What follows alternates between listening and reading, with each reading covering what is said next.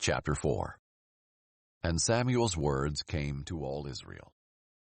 Israel went out to meet the Philistines in battle, and camped at Ebenezer, while the Philistines camped at Aphek. The Philistines lined up in battle formation against Israel, and as the battle intensified, Israel was defeated by the Philistines, who struck down about 4,000 men on the battlefield. When the troops returned to the camp, the elders of Israel asked, "Why did the Lord defeat us today before the Philistines? Let's bring the ark of the Lord's covenant from Shiloh. Then it will go with us and save us from our enemies." So the people sent men to Shiloh to bring back the ark of the covenant of the Lord of armies, who is enthroned between the cherubim. Eli's two sons, Hophni and Phinehas, were there with the ark of the covenant of God. When the ark of the covenant of the Lord entered the camp, all the Israelites raised such a loud shout that the ground shook. The Philistines heard the sound of the war cry and asked, "What's this loud shout in the Hebrews' camp?" When the Philistines discovered that the ark of the Lord had entered the camp, they panicked. "A god has entered their camp," they said. "Woe to us! Nothing like this has happened before. Woe to us! Who will rescue us from these magnificent gods? These are the gods that slaughtered the Egyptians with all kinds of plagues in the wilderness. Show some courage and be men, Philistines. Otherwise you'll serve the Hebrews just as they served you. Now be men and fight." So the Philistines fought, and Israel was defeated, and each man fled to his tent. The slaughter was severe. 30,000 of the Israelite foot soldiers fell. The ark of God was captured, and Eli's two sons Hophni and Phinehas died.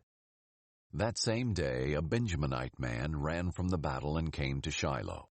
His clothes were torn, and there was dirt on his head. When he arrived, there was Eli sitting on his chair beside the road, waiting, because he was anxious about the ark of God. When the man entered the city to give a report, the entire city cried out.